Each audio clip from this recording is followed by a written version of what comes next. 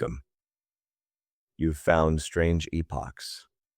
I'm Shawn Spainhour, and if you're here, I'm guessing you already suspect what most people quietly believe, but rarely say out loud, that the strangest things that have ever happened actually happened. Not in fiction, not in myth, not in some half-remembered legend passed down around a fire. In the real world, documented, witnessed, written down. Strange Epochs is a podcast about those moments, the ones that fell through the cracks of the history books we were handed in school, the ones that are too weird to sound true, and yet are. Each episode, we take one story, just one, and we go deep, we go slow, we take our time, because these stories deserve that. They deserve to be told the way they actually felt, which is to say, strange, unsettling, and sometimes darkly beautiful. This is not a show about lists. It's not a show about trivia. It is a show about sitting with something, really sitting with it, and letting history wash over you the way it must have washed over the people who lived it. Every episode is one story, one strange, true, documented moment from somewhere in the long and bewildering span of human existence. We release every week, every Tuesday at 5 a.m. for the early risers, the night owls, the insomniacs, and anyone with a long drive ahead of them. Sources are always in the show notes, because every story here is real. And with that, let's begin. Strasbourg, July 1518. It is a summer morning, and a woman is dancing in the street. Her name is Frau Trophäa. She has no partner, there is no music, and she has been dancing for days. Picture her for a moment, not as a figure in a history book, a curiosity, a footnote, an oddity to be cataloged and explained. Picture her as a person, a woman in her 30s or 40s perhaps, wearing the rough linen and wool of a working-class household in a 16th century city. Her shoes are leather, thin-soled, not made for this. Her hair, whatever arrangement it started the day in, has long since come undone. She has been in this street, this narrow, cobblestoned, animal-smelling street, for days. Not hours, days. She has not stopped to eat more than scraps. She has not slept, not really, and yet she keeps moving. Arms out, feet scraping the stones, body turning and lurching and stepping in patterns that almost resemble a dance, the way that a drowning man's thrashing almost resembles swimming. The people who pass her don't know quite what to make of it. Some laugh, nervous laughter, the kind that fills the space where understanding should be. Some whisper. A few stop and stare for a while, then move on, because there's work to be done. There's always work to be done in a medieval city, and a dancing woman, however strange, is not their problem. But then a week passes, and she is still dancing. Her feet are bleeding through her shoes now. Her face is pale and slack, the expression of someone who has gone somewhere else entirely. Even as her body keeps moving, she has barely slept. She has barely eaten. The steps are becoming less like dancing and more like something else, something frantic, something desperate, like a person trying to escape their own skin. Her husband, a man whose name history has not preserved, a man who must have stood in this street and watched his wife with a terror he had no language for, reportedly had her dragged home by force after 4 days. It did no good. She broke free, or slipped out, or simply returned the moment no one was watching. She kept dancing. And then others join her. First a handful, then dozens. Then, within a month, somewhere between 200 and 400 people are in the streets of Strasbourg, dancing, not celebrating, not rejoicing, dancing in the way that a drowning person treads water with everything they have, without stopping, without knowing why. Some of them will die from it. Heart failure, exhaustion, stroke. And no one, not the priests, not the physicians, not the city council scrambling to understand what in God's name is happening, no one can make it stop. This is the dancing plague of 1518. And it really happened. Act 1, the world that made this possible. To understand the dancing plague, you first have to understand Strasbourg in 1518. And to understand Strasbourg, you have to understand what it meant to be alive in medieval Europe, not in the way a textbook describes it, but the way it actually felt from the inside to be a human being living in that world. We tend to think of the Middle Ages as a kind of static, gray backdrop, a long, dark pause between the ancient world and the Renaissance. Monks illuminating manuscripts, knights in armor, a world frozen in superstition, waiting to be thawed by science and reason. But that's not quite right. The medieval world was alive. It was loud and crowded and deeply, desperately human. The streets of a city like Strasbourg smelled of animals and rot and wood smoke and bread. They were narrow and dark, the upper stories of buildings leaning toward each other overhead until they nearly touched, blocking out the sky. In summer, the heat collected in those streets like water in a bowl. In winter, the cold came up through the stone floors of the houses and settled in the bones. People loved and grieved and feared and laughed. They fell in love across impossible distances of class and circumstance. They held grudges for generations. They argued over property lines and debts and the price of grain. They told jokes, we have records of some of them, and they are not so different from jokes people tell today. And they prayed. Not the way prayer is often understood today as a private act, a quiet reaching towards something unseen. They prayed the way you'd speak to someone standing next to you, because in the medieval understanding of the world, the divine was not distant. It was present, immediate, woven into the fabric of daily life. God was real. The devil was real. Angels moved through the world on errands that intersected with human lives without warning or explanation. Saints, those men and women who had lived with particular closeness to the divine and then died, remained active in human affairs, able to intercede, to protect, to heal, and, if sufficiently offended, to curse. This was not ignorance. I want to be clear about that. The people of 1518 Strasbourg were not stupid. They were not primitives waiting to be enlightened.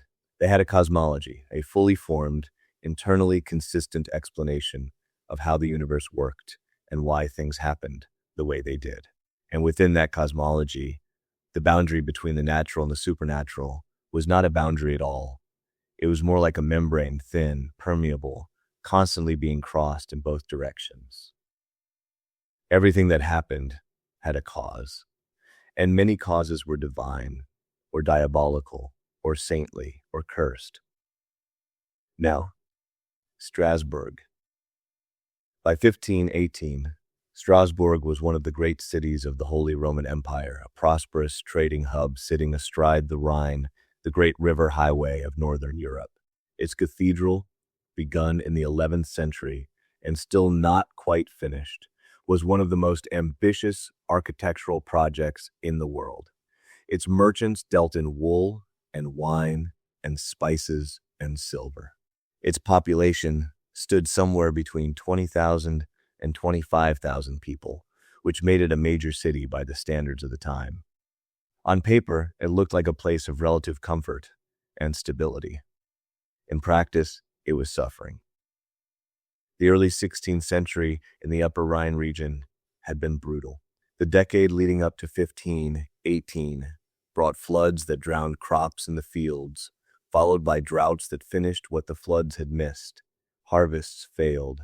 The price of grain, the staple of life for ordinary people, climbed beyond the reach of the poor. People went hungry. Not the abstract, distant hunger of statistics, but real hunger, the kind that keeps you awake at night, that makes your children cry, that hollows out your body and your spirit together. And disease. Always disease. Plague had never really left Europe. It moved through cities in waves, killing 10% here, 30% there, vanishing for a few years, and then returning without warning. Smallpox. Sweating sickness, a terrifying illness that killed within hours, that swept through households like fire, that physicians had no explanation for and no treatment against. And then syphilis, a disease that had arrived in Europe only about 20 years earlier, apparently imported from the New World by sailors returning from Columbus's voyages, and which was now spreading through the population with terrifying speed. It was new enough that no one fully understood how it spread or what it was. It was disfiguring. It was lethal. And it carried with it a stigma that compounded the physical suffering with shame. Against this backdrop of physical suffering, there was something else, something less visible, but in some ways more corrosive. Social despair. The gap between rich and poor in Strasbourg, as in most European cities of the period, had been widening for decades. The merchant class lived in stone houses with glazed windows and ate meat at every meal. The laboring poor lived in wooden tenements, slept 5 or 6 to a room, and ate bread when they could get it. They paid taxes to the city, tithes to the church, and rents to landlords, and they had almost no recourse and almost no representation when those obligations crushed them. There was, in the air of Strasbourg in 1518, a profound and grinding hopelessness. The sense that no matter how hard you worked, no matter how faithfully you prayed, relief was not coming. That the world was broken in ways that no human effort could repair. That God had perhaps looked away. This is the soil in which the dancing plague grew. And there was precedent that matters. Mass dancing episodes had been recorded in the Rhine Valley before. The most significant occurred in 1374, nearly a century and a half before the Strasbourg outbreak, when a wave of compulsive, unstoppable dancing swept through cities along the Rhine. Thousands of people, moving together in frenzied processions, screaming and weeping and dancing through the streets, some collapsing and dying before it was over. It had happened in Aachen, in Cologne, in Metz. People had read about it. Their grandparents had told stories. The medieval world had a name for it.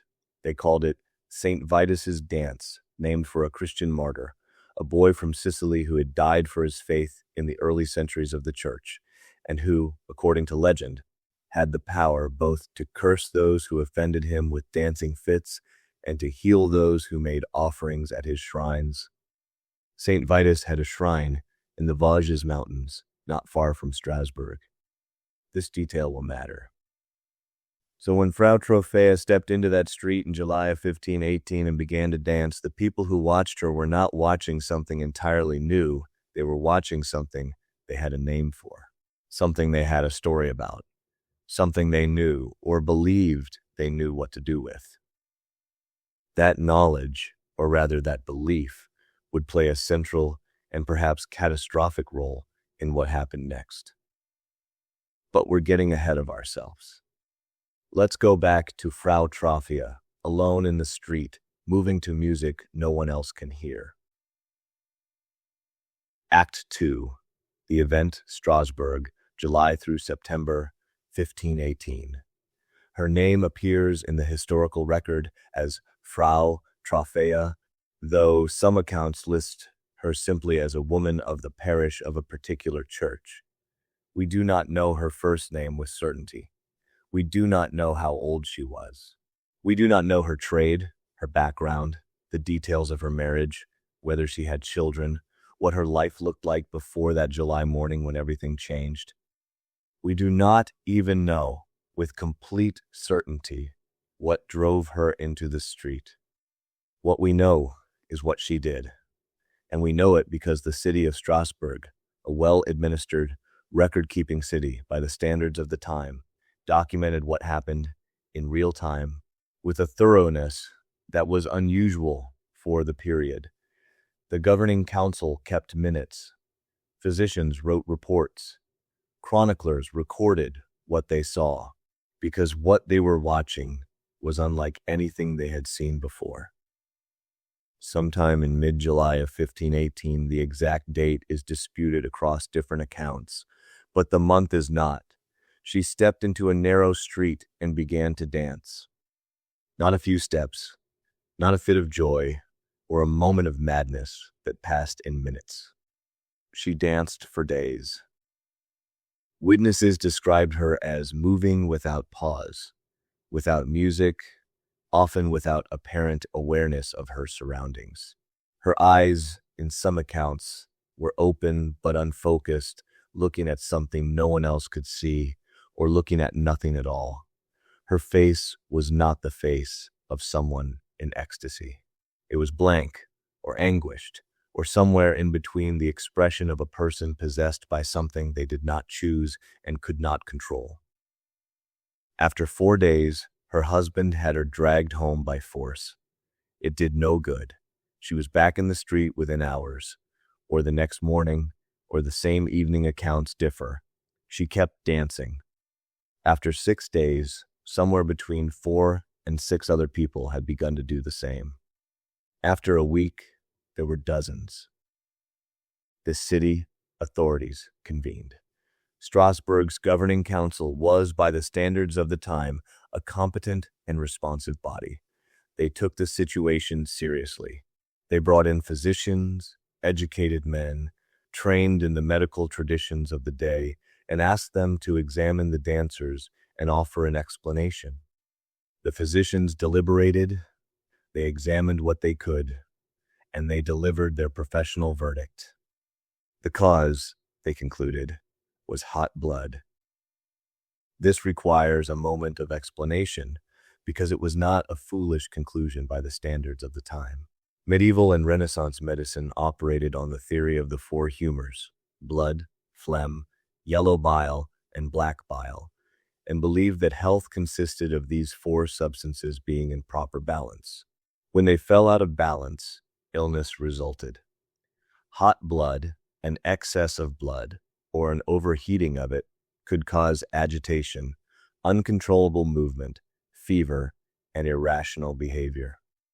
The treatment for hot blood was, by this logic, obvious. More activity, more movement. Let the heat burn itself out. The blood needed to be expressed, to be purged through exertion, and the affliction would pass. The council accepted this advice. They authorized and then actively facilitated the dancing. They cleared 2 of the city's guild halls and the grain market, creating open spaces where the dancers could move more freely. They hired professional musicians, drummers, and fiddlers to play continuously, day and night, so the afflicted would have rhythm to follow.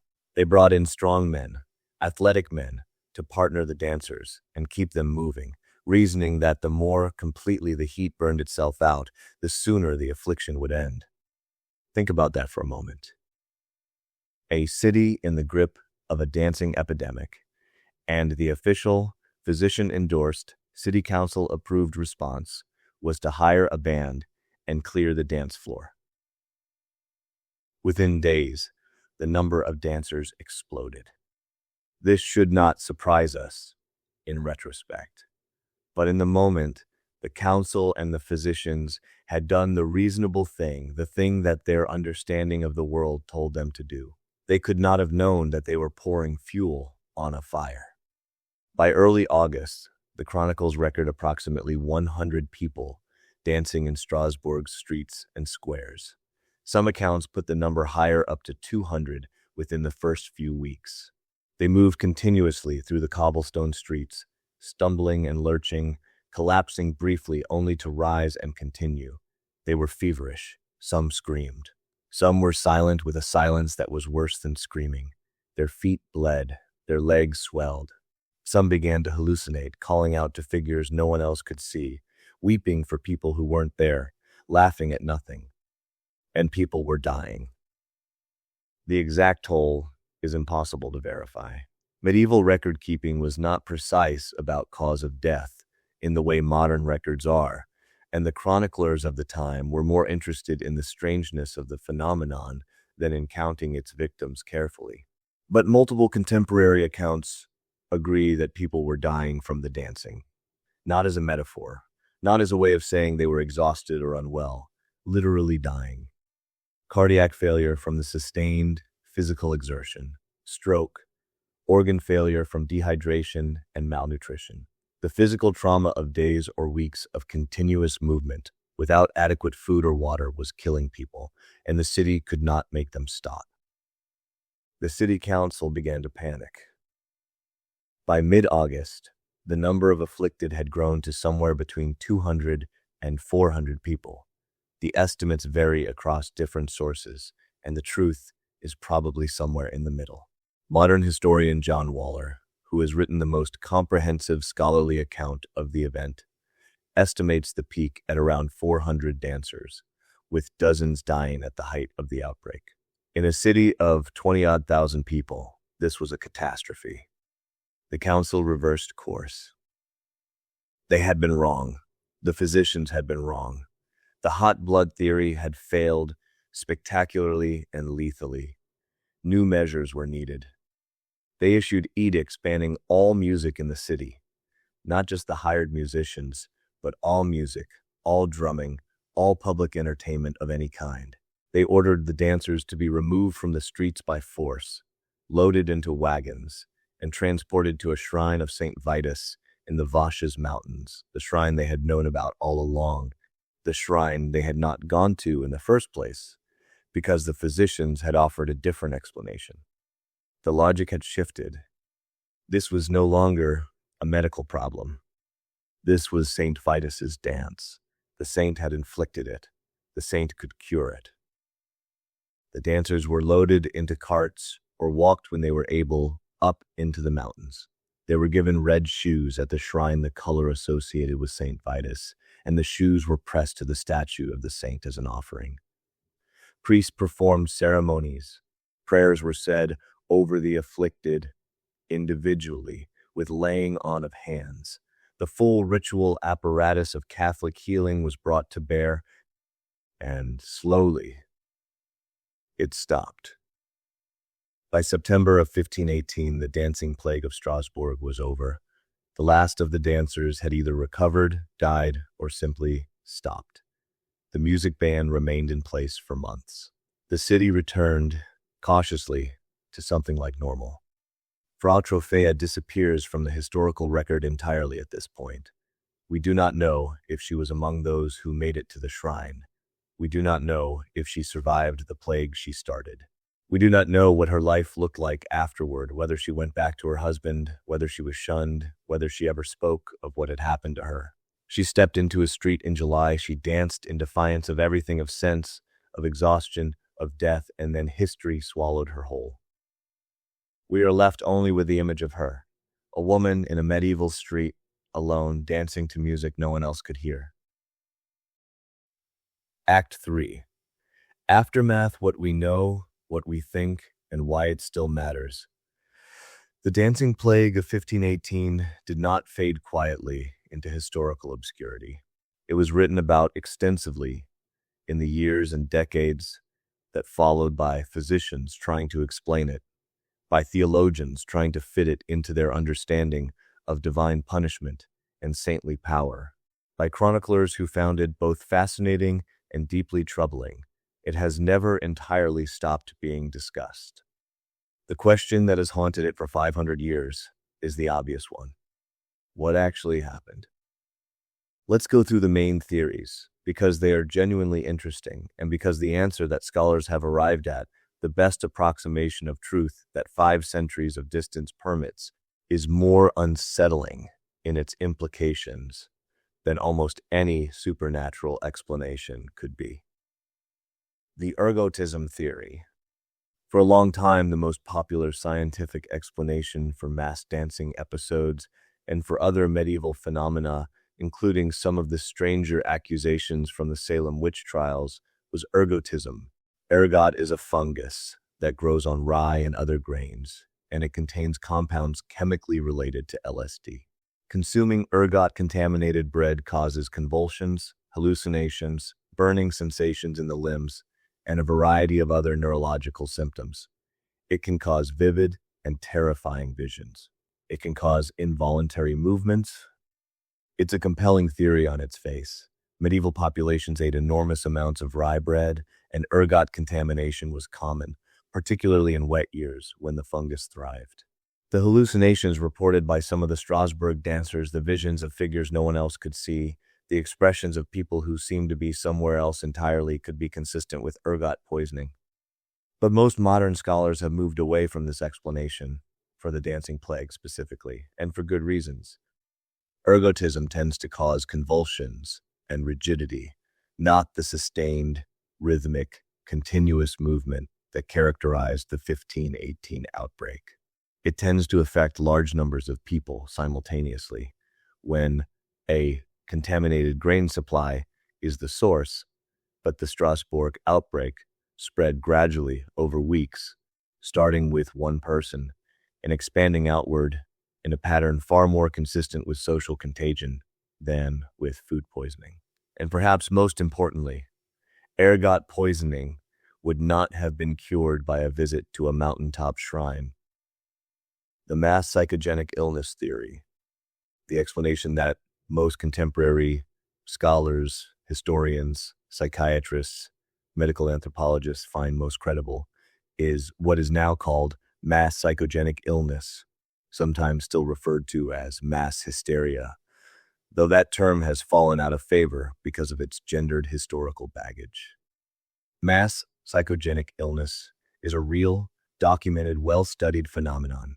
It occurs when physical symptoms, genuine, measurable, often debilitating symptoms, spread through a group of people through psychological and social mechanisms rather than through any pathogen or toxin.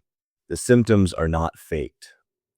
The people experiencing them are not malingering or pretending. Their bodies are genuinely doing the thing. The cause is not bacteria. It is not a virus. It is the extraordinary, still not fully understood power of the human mind and of human social bonds to generate physical experience from expectation, anxiety, and shared belief. It happens today. In the 20th and 21st centuries, there have been dozens of well-documented outbreaks of mass psychogenic illness in schools, factories, military units, and communities around the world. In a Jordanian school in the 1990s, dozens of girls collapsed simultaneously with no physical cause found. In a Tennessee school in 1998, a teacher reported smelling gasoline, and within hours, more than 100 students and staff had developed headaches, dizziness, and nausea, despite no environmental contamination being found. In 2011, a group of teenage girls in upstate New York developed sudden, uncontrollable tics and verbal outbursts that spread from person to person through their social network. These outbreaks follow a pattern. They tend to start with one person, usually someone under significant stress.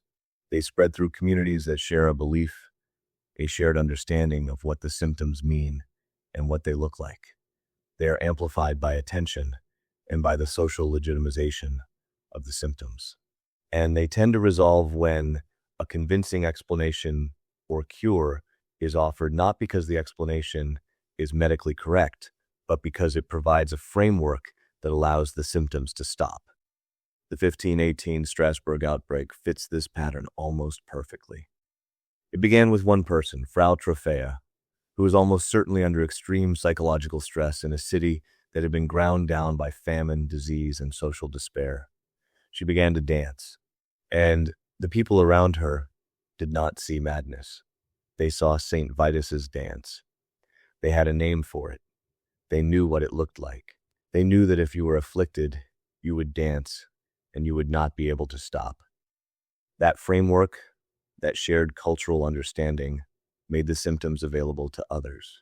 When you live in a world where St. Vitus's dance is a known thing that can happen to people, and you are already exhausted and frightened and hopeless, and you see someone near you afflicted with it, the distance between watching it and experiencing it is shorter than it might otherwise be.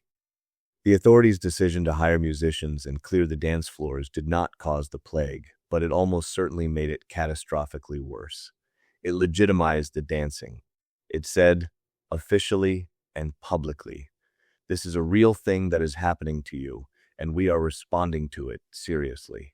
That legitimization gave hundreds of desperate, exhausted, traumatized people permission to enter the same state.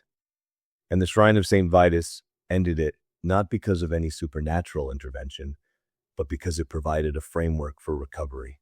It told the dancers, through ritual and ceremony and the full authority of the Church, this is over now. You have been to the holy place. You have been seen by the saint. You have been healed. You can stop. And so they stopped. This explanation is, I want to be honest with you, both more and less satisfying than a supernatural one. More satisfying because it is true, or at least as close to true, as 5 centuries of distance and incomplete records allow us to get. Less satisfying because of what it implies. It implies that the human mind, under sufficient pressure, in a sufficiently shared cultural context, can generate mass physical symptoms in dozens or hundreds of people simultaneously.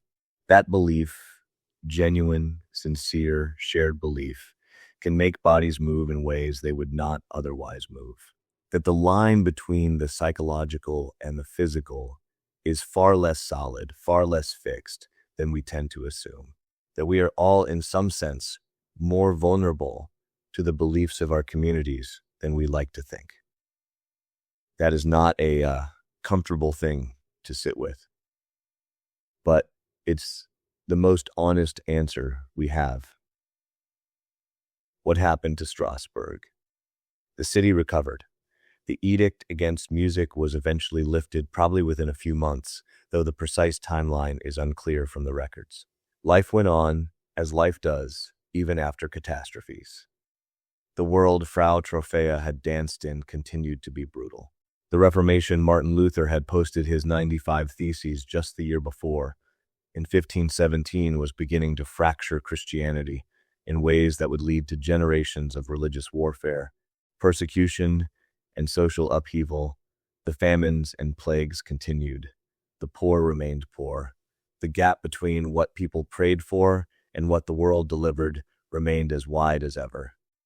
Similar episodes were recorded in other parts of Europe in the decades that followed, though none quite as large or as well documented as Strasbourg.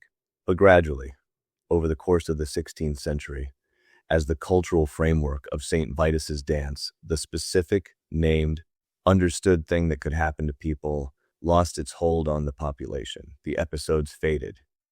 When people stopped believing in St. Vitus's dance as a named, known thing that could happen to them, it stopped happening. That, too, is worth sitting with.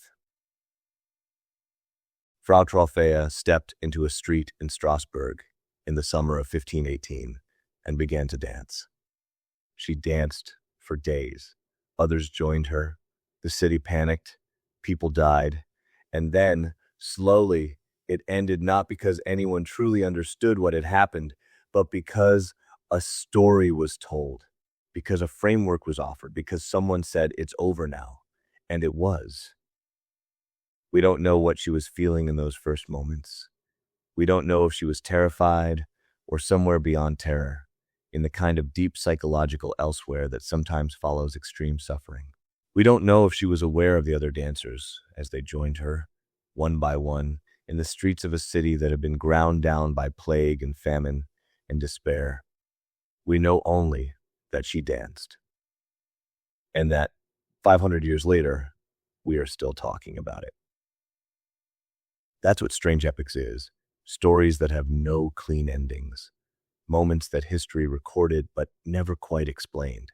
Events that happened, undeniably happened, and yet still somehow feel impossible. Everything you heard in this episode is real. Every name, every date, every detail, drawn from documented historical sources. All of the sources for this episode are listed in the episode description below. I encourage you to look them up. If you enjoyed this episode, please follow Strange Epochs wherever you listen. New episodes drop every Tuesday. And if you want to help the show grow, leaving a review goes a long way. It really does. I'll see you next week. I'm Shawn Spainhour. This is Strange Epochs.